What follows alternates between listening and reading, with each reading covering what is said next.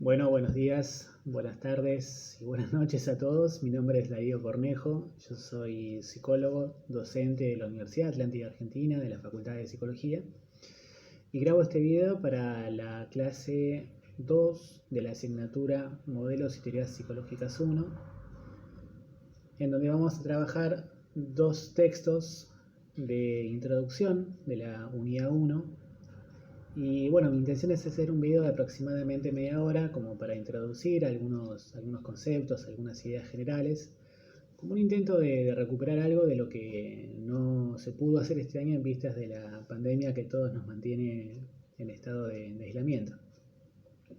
Entiendo que esto es algo distinto a una clase presencial. Supongo que muchos de ustedes estaban con expectativas de comenzar la facultad, su primer año. Esta materia está ubicada en el primer año de la carrera, con un montón de ilusiones y de ganas de arrancar, con las aulas llenas, con los docentes cerca, en contacto. Y bueno, todos nos vimos muy frustrados por un momento, diríamos, histórico que nos toca vivir, que nos deja a todos un poco desubicados, en un intento un poco a veces forzado de organizar las cosas. Y bueno, espero que esto que pretendo hacer sea algo que recupere esa aula con la clase presencial que no pudimos tener.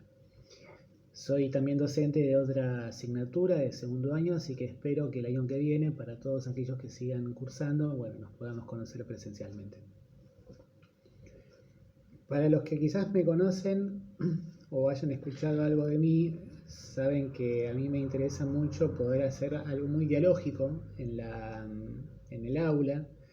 No me gusta mucho la clase magistral, en donde solamente el docente habla y el alumno escucha. Yo creo que el conocimiento tiene que necesariamente construirse en un vaivén entre docentes y alumnos. Al menos así me lo han enseñado a mí, y es la forma en cómo yo creo que mejor se puede también transmitir el conocimiento.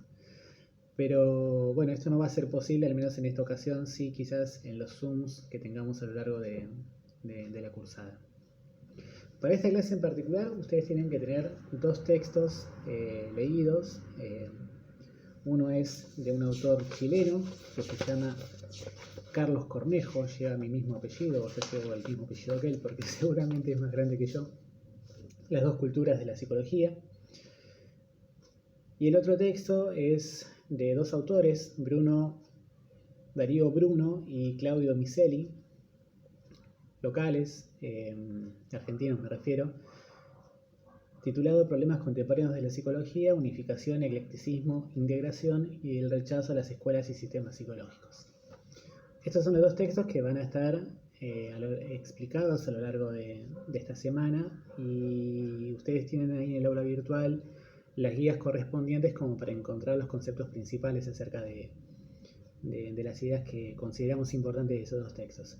Es mi intención hacer con esta pequeña presentación una introducción a esos textos, ¿sí? Para que luego ustedes vayan a leerlos habiendo escuchado algunas ideas en relación a por qué creemos que es importante tener este tipo como de materiales. También es importante que puedan entender que esta materia tiene como la particularidad de ser una materia panorámica, ¿no? De esas materias que uno puede llegar a ver mucho en poco tiempo, el que nos permite un cuatrimestre, y donde podemos sondear, a veces introductoriamente, otras veces con un poco más de profundidad, conceptos que luego van a ir profundizándose, van a ir como especificándose a lo largo de toda la carrera, ¿sí? A mí me gusta pensar esta materia casi como una presentación de lo que es la historia de la psicología, en sus teorías, al menos las que fueron surgiendo desde el comienzo mismo de la psicología hasta mediados del siglo XX, ¿sí? Las grandes escuelas psicológicas, los grandes autores. Y eso está muy interesante porque a lo largo de la carrera ustedes irán conociendo que, bueno, que no todas las teorías se enseñan con la misma profundidad. En la Argentina tenemos quizás la particularidad geográfica de profundizar el conocimiento en una escuela en particular, que es el psicoanálisis. Y a veces hay cierto descuido, cierto desmedro en conocer otras teorías eh, que quizás en otros lugares del mundo se profundizan más y no se enseña tanto psicoanálisis. Pero de cualquier forma, todo es psicología, todo está conformando esta disciplina tan heterogénea, tan dispar, a veces tan anárquica, que es la psicología, y que bueno, que también es tan apasionante, ¿no? Es algo tan maravilloso el conocimiento psicológico. A muchos de ustedes les habrá pasado que cuando ustedes decidieron estudiar psicología, siempre, porque esto siempre sucede, siempre aparece alguien que pregunta, che, ¿qué estudia la psicología? Y a veces ese que pregunta no es alguien que venga como del palo, por así decir. No es alguien que sepa mucho de psicología y de allí que surge un poco la curiosidad. ¿Qué es eso que se llama psicología? ¿Cuál es el objeto de estudio? ¿Cómo se hace? ¿Qué cosas se leen? ¿Qué cosas se investigan? Y muchas veces pasa que cuando uno está en primer año cuesta mucho responder esa pregunta. Primero porque, bueno, no necesariamente uno tiene que saber responderla con efectividad, ¿no? De hecho, por algo elige estudiarla, ¿no? O sea, viene con una cierta experiencia, quizás leyó algunos libros, quizás tiene algún conocido psicólogo o psicóloga que lo incitó un poco al estudio de la disciplina. Y a veces pasa que uno mismo sabe bien qué es la psicología, pero sabe que puede llegar intuitivamente a gustarle. De allí que esa pregunta sea difícil de responder porque si lo miramos incluso con perspectiva histórica, y la psicología no es una sola cosa, ¿no? La psicología son un montón de cosas. Son un montón de temas de investigación, son un montón de objetos de estudio, son diferentes métodos para arribar al estudio de ese objeto, son un montón de autores, miles de autores, y no exagero, a nivel mundial podemos encontrar centenares de publicaciones, de congresos, de instituciones, de teorías que conforman el cuerpo disciplinar llamado psicología. Y uno desde su intento de responder a ese que preguntó, bueno, ¿qué le puede decir? ¿Es el estudio de la mente? Sí, es el estudio de la mente. Pero también es el estudio del comportamiento. Entonces podríamos responder, la psicología estudia la mente y estudia la conducta, y ambas respuestas serían correctas.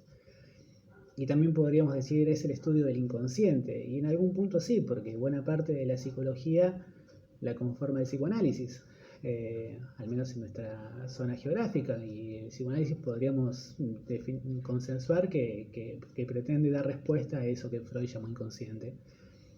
Pero también podríamos decir que estudia los procesos cognitivos, que estudian los métodos de aprendizaje, que se estudia el comportamiento del ser humano en las instituciones, en los grupos, en la cultura, en algún punto. También podríamos decir que la psicología explica la enfermedad psicológica, la patología mental. Podríamos también decir que la psicología explica no solamente el comportamiento del ser humano, sino también el comportamiento animal. En algún punto, hasta podríamos, si estiramos la respuesta, podríamos decir también que la psicología estudia una forma particular de crear conocimiento que tendría su ancla en el ser humano, pero que no solo se puede reducir al ser humano, ¿no? De hecho, a lo largo de la historia, ustedes lo van a ir profundizando con más detalle en otras asignaturas, se podrá comprender cómo el estudio de la mente arribó también al estudio informático, ¿no? Cómo el modo en cómo el ser humano aprende, construye conocimiento, procesa información, sirvió para entender cómo puede llegar a construirse una computadora, por ejemplo. O por ejemplo, cómo podría extrapolarse el modo en cómo el ser humano aprende a un organismo no biológico, como es hoy el desarrollo de la inteligencia artificial. ¿Qué quiero decir con esto? Que es tanto el conocimiento psicológico que hoy tenemos que a ese curioso que nos preguntara qué estamos estudiando, le podemos responder una y mil cosas distintas. Y en algún punto todas serían válidas, ¿no? Y esto, lejos de ser algo que debilite a la disciplina, a mi entender y al entender de muchos, es algo que la potencia, ¿no? La expande. La psicología hoy es una disciplina que se enseña en todos los países del mundo, o al menos en la gran mayoría de los países del mundo. Es una disciplina que tiene instituciones reconocidas a nivel internacional. Es una disciplina que se utiliza en la mayoría de los sistemas de salud y de educación y de la justicia de la mayoría de las sociedades occidentales, al menos. Y el psicólogo, como el representante de ese conocimiento, posee múltiples formas de ejercer su conocimiento, ¿no?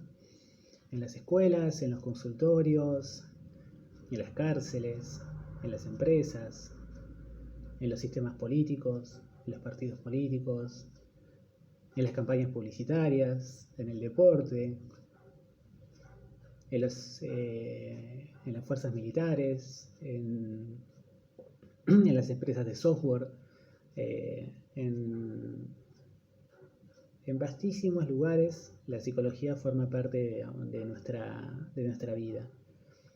Y eso hace que el estudio de la psicología sea tan apasionante, sea tan maravilloso, ¿no? Yo empecé a estudiar desde muy temprana edad, me recibí también muy joven. Llevo 10 años ejerciendo esta profesión y creo que todos los días que pasan me enamoro un poquito más de ella. Me apasiona la psicología y siempre es algo para mí muy importante transmitir esa pasión, ¿no? ¿Se puede ejercer la disciplina sin pasión? Sí, por supuesto que sí, pero con pasión es mucho mejor, ¿no? O sea, se la hace mucho más amena. Y a mí lo que me fascina mucho de la psicología es que es algo que está constantemente reinventándose. ¿Sí? No es conocimiento muerto, no es letra escrita que queda como de forma imperdurable con el paso de las décadas. Al contrario, es un campo de investigación y de estudio que constantemente se va renovando, que aparecen nuevos problemas y que las soluciones que se encuentran para esos problemas generan nuevas preguntas y que en ese vaivén de entre preguntas y respuestas el conocimiento científico avanza. Y es tan poquito de lo que sabemos y es tanto lo que nos preguntamos que es muchísimo lo que queda todavía por saber. Así que bueno, espero que estos minutos que grabo y que les llegue a ustedes facilitado por los medios digitales transmita algo de ese amor que a mí me genera con esta hermosa disciplina. Hay un libro que se los recomiendo y todos aquellos que quieran tenerlo se los puedo enviar sin ningún problema por email, que se llama 50 grandes mitos de la psicología contemporánea. Lo dirigió un psicólogo norteamericano de la Universidad de Atlanta en Estados Unidos llamado Scott Lilienfeld. Lo dirigió porque en realidad es una investigación hecha por varios autores, pero siempre tiene un cerebro a la cabeza del proyecto de investigación, y es esta persona, Scott Lilienfeld, que lo que hace es un poco investigar acerca de la mitología en la psicología. No la mitología tradicional, sino la psicomitología, es decir, ciertas ideas que se fueron como instaurando en el conocimiento popular, que supuestamente pertenecen a la psicología, pero que en realidad son explicaciones falsas, ¿no? Hay muchas, ahí compilaron 50 y hay muchas más. Pero más allá de eso, el libro es fascinante y aliento mucho su lectura. Pero quería compartirles la primera parte del libro, un parrafito nomás, lo voy a leer para entender un poquito hacia dónde quiero ir, para que entiendan un poquito hacia dónde quiero ir. El libro dice así: la psicología es algo omnipresente en nuestras vidas. Ser joven o ser viejo, olvidar y recordar, dormir y soñar, amor y odio, felicidad y tristeza, enfermedad mental y psicoterapia. Para bien o para mal, y con frecuencia para ambas cosas, esta es la materia de la que está hecha nuestra vida diaria. Prácticamente cada día, la prensa, la televisión, el cine, internet, nos bombardean con toda clase de afirmaciones respecto a un montón de temas psicológicos.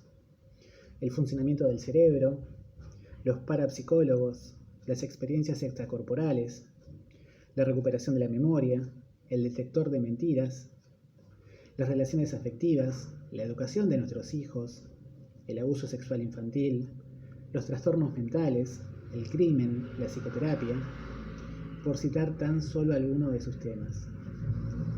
Un breve paseo por la librería del barrio nos ofrece un contacto con docenas y a menudo con centenares de libros de autoayuda, libros sobre cómo relacionarse con los demás, sobre las adicciones, etc., que por un módico precio nos ofrecen sus consejos sobre cómo orientarnos día a día en el peligroso y escabroso camino de la vida.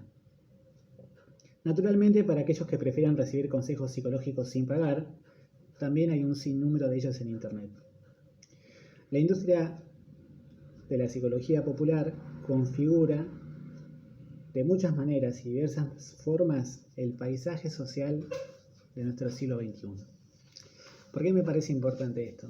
Porque es absolutamente válido, ¿no? O sea, tenemos conocimiento psicológico todo el tiempo y muchas veces no solo emitido por psicólogos, ¿no? La psicología es un saber que circula y muchas veces circulan cosas que no son ciertas, pero que parecen ciertas porque explican cosas, y a lo largo de la carrera ustedes sabrán diferenciar cuáles son las explicaciones más válidas y cuáles son las que podríamos tildar de mitos psicológicos o de pseudociencia. Hay otro libro que también, este no lo tengo digital, así que no se los puedo pasar por email, pero es muy fácil de conseguir, lo tengo aquí, se llama Discusión por la Psicología, de Alberto Vilanova. Es un libro cortito, tendrá un poquito más de 170 páginas.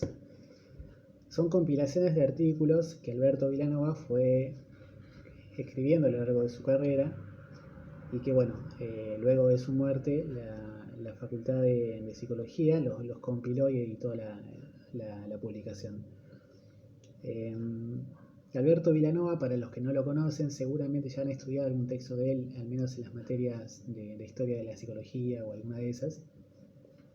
Alberto Vilanova fue uno de los grandes historiadores de la psicología, ¿no? Un profesor muy querido, una persona muy carismática, si bien más bien perfil bajo en el plano académico, pero sí muy productivo. Fue uno de los que alentó e incitó los planes de estudio de muchas de las facultades de psicología del país y quizás también de Latinoamérica. Y él era muy entusiasta de generar como una diversidad en el estudio de la psicología, que no haya una preponderancia teórica en el estudio de esta disciplina, sino que cuando uno estudie psicología, estudie todas las psicologías, o al menos todas las que científicamente pueden estar reconocidas. En ese librito en particular, él discute mucho de lo que ustedes después van a encontrar en el texto de Bruno y Micheli, que es esta idea de la unificación de la psicología. ¿Por qué unificación? Porque justamente esto que estoy hablando hace un tiempo atrás es un campo de conocimiento bastante dispar, la psicología. Tenemos una psicología psicoanalítica, tenemos una psicología conductista, tenemos una psicología cognitiva, tenemos una psicología gestáltica, tenemos una psicología construccionista, constructivista. Podría seguir clasificando, seriando los nombres de las distintas escuelas psicológicas, las que iremos conociendo a lo largo de la cursada. Pero lo que quiero decir es que cada escuela psicológica comprende de modo diferente en algún punto qué es la psicología, qué estudia, cuál es su método, cuál es su praxis, y no necesariamente está de acuerdo con la otra, ¿sí? Son fronteras bastante conflictivas las que se generan al interior de nuestro campo. Por eso, a poco de andar, a poco de generarse el inicio de la disciplina psicológica, ahí también tenemos una gran disputa escolástica respecto de dónde situar el hito fundacional de la psicología. Siempre se habla del laboratorio de Leibniz en Alemania, a partir de la obra de Wundt, pero eso es algo en algún punto discutible, porque en realidad ya había conocimiento psicológico antes, y también lo hubo después, sin que hubiera interacción entre los diferentes lugares de origen de la psicología. Son más bien disputas sociopolíticas, a veces con intereses incluso económicos, las que se fueron generando a lo largo de los años, respecto de ubicar un origen específico de la psicología.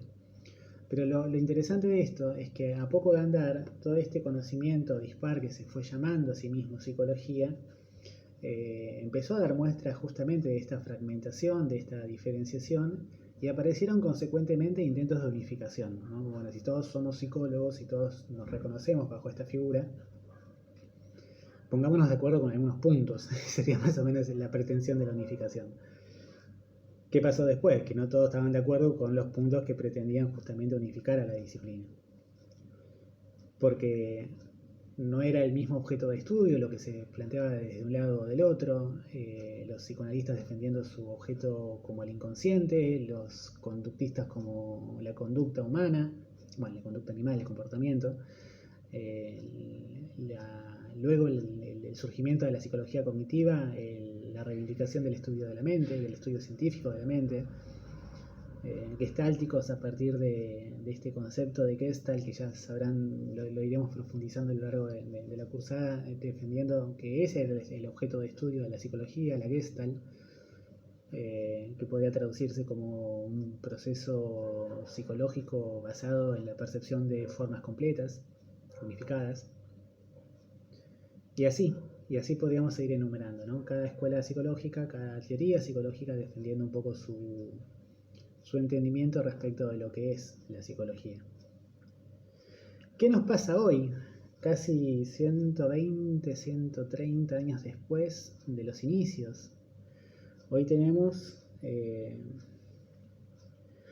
un fenómeno muy curioso, que también lo menciona Vilanova, no en este libro que les cuento, sino en una conferencia que los aliento a que la busquen.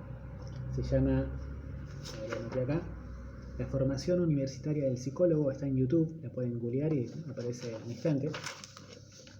En esa conferencia de Alberto Vilanova, que yo estimo que es del 2000, aparece 2014, pero no, porque Vilanova se murió en el 2003, así que claramente es más vieja, pero a mí me da la impresión que es entre el 2000 y 1999.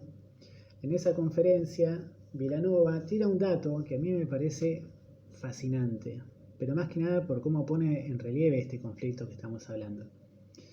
Vilanova dice allí que si al día de hoy, en aquel entonces, le hace en 2000, 1999, el estallido matricular, es decir, la cantidad de seres humanos que se anotan en facultades de psicología a escala mundial, no solamente a nivel local, no solamente a nivel argentino, que somos un país con altas tasas de matrícula de estudiantes de psicología. Si a nivel mundial se considera el porcentaje de seres humanos que se anotan a estudiar psicología y se lo compara con la población que en ese momento constituye la especie humana y se multiplica por 200 años, podría llegar a afirmarse que de aquí a 200 años va a haber un psicólogo por habitante en el mundo. Repito, un psicólogo por habitante en el mundo de aquí a 200 años. Es una hipótesis claramente provocadora, ¿no? En algún punto es tan especulativa que sería imposible corroborarla. Pero ¿qué quiere decir Vilanova ahí?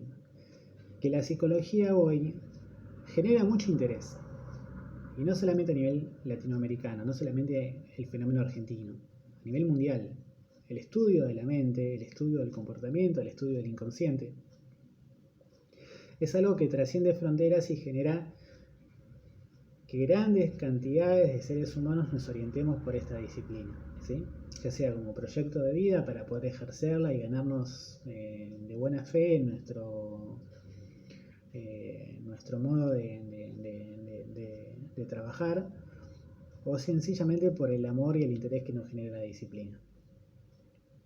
Esto es algo curioso, porque ¿a qué se deberá? ¿A ese interés tan unificado que los seres humanos tenemos respecto a esto? Vilanova sigue provocando a una campaña de marketing que hacemos los psicólogos respecto de lo maravilloso que es esta disciplina y lo hermoso que sería que muchas personas la ejercieran.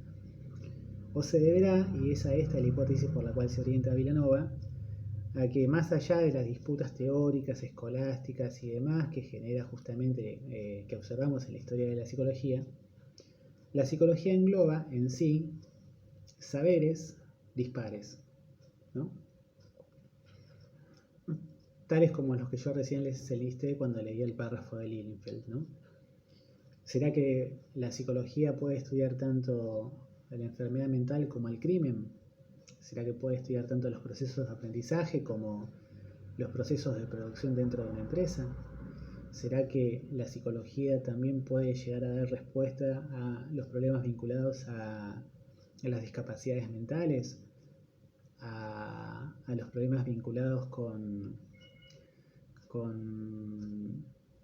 el rendimiento deportivo? ¿Será que la psicología también puede dar respuesta a la coordinación y organización de los grupos humanos o incluso del comportamiento animal? Y sí, justamente por eso. Como es tanto lo que la psicología estudia, hay mucha gente que viene a ella a buscar respuestas sobre temas muy dispares y pretendiendo luego ejercer con ese conocimiento en campos absolutamente diversos. Psicología deportiva, psicología laboral, psicología psicojurídica, psicología clínica, psicología educativa. En mi caso, si yo tengo que decir a qué me dedico, como decir, me dedico a la clínica. De hecho, ahora mismo estoy en mi consultorio. Para los que ven los juguetes de atrás, soy psicólogo infanto-juvenil. También atiendo adultos.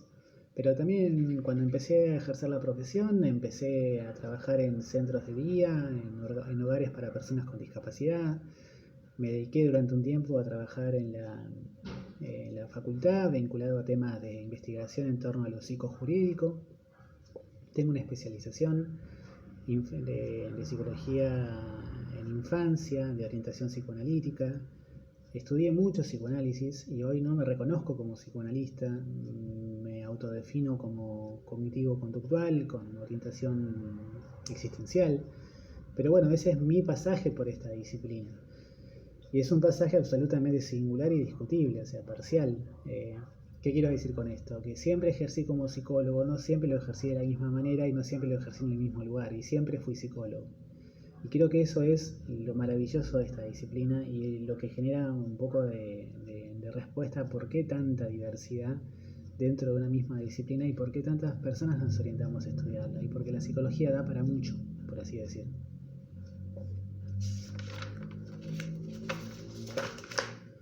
Da para tanto que a veces nos sucede a los psicólogos que cuando hablamos con nuestros colegas podemos llegar incluso a desconocer con bastante ignorancia acerca de lo que hace el otro. Yo como psicólogo clínico, como docente universitario, no tengo mucha idea de psicología laboral, casi que no tengo mucha idea de psicología deportiva y mucho menos tengo una idea del estudio de las investigaciones científicas orientadas, por ejemplo, en todo lo que es inteligencia artificial. No lo conozco. Conozco otras cosas, estudié otras cosas. Y muy probablemente si hablara con un psicólogo laboral o un psicólogo que estudia inteligencia artificial o otro que estudiara y que ejerciera psicología del deporte, tampoco esas personas sabrían mucho de cómo se hace un tratamiento de un niño que viene, por ejemplo, con problemas de insomnio, como yo sí lo sé, porque eso es a lo que me dedico. O cómo trabajar, no sé, en la organización familiar de un niño con autismo, que también lo sé, porque a eso me dedico. O cómo desarrollar una clase para un primer año de psicología, como lo que estoy haciendo ahora. ¿Qué quiero decir? Que hay tanta diversidad que justamente cuando nos vamos luego recibiendo y nos vamos luego ejerciendo y especializando, somos un montón de personas con un mismo título haciendo cosas distintas. Y si a mí me preguntan, y con esto intento ir cerrando, lo que yo creo que puede llegar a otorgar cierto orden a todo lo que constituye hoy es el conocimiento psicológico, es ponernos de acuerdo básicamente en 2 o 3 cosas, que a escala mundial entiendo que son las cosas que nos sirven como para ordenar todo esto. Yo creo que si todos más o menos nos ponemos de acuerdo en que hay ciertos conocimientos que tenemos que reconocer como propios de la psicología y hay otros que tenemos que discutir como que son de otras disciplinas, eso ordenaría mucho nuestras bibliotecas. Y que también creo que cualquier cosa que uno pueda afirmar, tanto si es profesional de la psicología como si es un académico o si es alguien que se dedica a hacer investigación, tiene que poder referenciarlo con investigaciones, ¿sí? Porque si no son ideas sueltas que cualquiera puede emitir, ¿sí? Yo de pronto me recibo como psicólogo y empiezo a hablar, y supuestamente es un psicólogo hablando sobre psicología y no necesariamente eso es así. Para poder afirmar algo yo tengo que poder justificarlo, y para poder justificarlo tiene que haber un proceso teórico científico de fondo. Si no, estoy sencillamente opinando como ser humano, y no está mal, pero no en el nombre de la psicología. Entonces, si nos ponemos de acuerdo más o menos en eso, yo creo que la psicología puede seguir expandiéndose y creciendo como lo viene haciendo a escala planetaria de manera cada vez más exponencial, ¿no? Y a mí me parece que eso es algo muy, muy sano, ¿no? Dudar acerca de las cosas, pedir pruebas, pedir evidencia, pedir referencias bibliográficas, justificar en base a datos, en base a investigaciones, en base a argumentaciones sólidas. Y ustedes a lo largo de esta materia van a poder empezar a conocer las diferentes formas de argumentar conocimiento psicológico en base a diferentes teorías psicológicas. Por eso me parece una materia por un lado tan buena, tan piola, y también me parece una materia tan importante, ¿sí? Porque es la que abre un poco la puerta a las bibliotecas de psicología. Ya llegué a la media hora, ya termino, digo 2 cositas más. Ahora sí, bien para el aula, ¿sí? Hay 2 textos, como dije, el de Cornejo y el de Bruno Micheli. Los 2 son artículos publicados en revistas. Esto es importante que lo empiecen a diferenciar. Cuando están leyendo algo que es un artículo publicado en una revista científica, cuando es algo que constituye una ficha de cátedra escrita por docentes universitarios, cuando es algo que constituye un capítulo dentro de un libro, de una compilación, cuando estamos hablando de un texto que es una fuente primaria, ¿no? Por ejemplo, leer, no sé, una de las conferencias de introducción al psicoanálisis de Freud, o un capítulo de, no sé, de un libro de Piaget.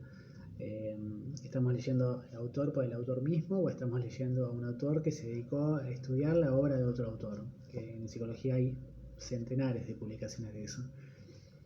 Yo les recomiendo que cuando vayan a estudiar intenten contextualizar qué es lo que están estudiando, si es un artículo, si es un capítulo, si es una ficha, ¿sí? Eso ordena. En las preguntas que se incluyen dentro de la clase, que están en el aula virtual, ustedes ahí mismo poseen el resumen para poder hacerlo sobre los textos, ¿sí? Están los conceptos principales. Esta es una materia que está muy organizada y somos muy coherentes, y la verdad que cuando preguntamos luego en los parciales y finalmente en la instancia de examen final, preguntamos estas preguntas, ¿sí? No vamos a los datos hiperespecíficos. No es necesario que estudien las fechas y memorísticas de todo lo que va a aparecer en los textos, que de hecho hay centenares de fechas, centenares de nombres, centenares de referencias. Vayan a los conceptos principales, estudien las ideas generales, ordénense con las preguntas que aparecen en las guías, contextualicen las referencias bibliográficas que vamos presentándoles, pregúntenos. Es un cuerpo docente muy piola el que conformamos, porque estamos muy interesados en transmitir este conocimiento, y la verdad que está bueno esto de desmistificar la pregunta. Si a veces la pregunta, por más sencilla que sea, ayuda un montón, y a uno mismo como docente le ayuda porque sirve como retroalimentación de lo que está pasando del otro lado, y cuando uno puede como profundizar o no el tema que se esté dando. Estudien los 2 textos por igual, los 2 textos son importantes, y cualquier cosa que les surja como inquietud, como duda, incluso como idea, yo les sugiero que las anoten en los márgenes de las fichas, o en un cuaderno, o en el celular, o en una hoja de Word, como cada uno estudie, y luego trabajemos esas preguntas, ¿sí? los Zooms. Los aliento mucho a que puedan compartirnos esas inquietudes, esas ideas, esas reflexiones basadas en la lectura de los textos, ¿sí? Porque eso va a ordenar mucho el curso de la materia. Bueno, mi intención es seguir grabando estos videos en la medida en que vayamos trabajando algunos temas y irlos subiendo a la aula virtual. Ahí va a haber el link para poder entrar directamente al canal de YouTube cuando lo suba, ¿sí? Mi correo es dariocornejo999@gmail.com. Cualquier cosa me escriben ahí. Y para los que compartamos el Zoom, bueno, nos veremos en las fechas correspondientes. Espero que estén bien. Les mando un beso.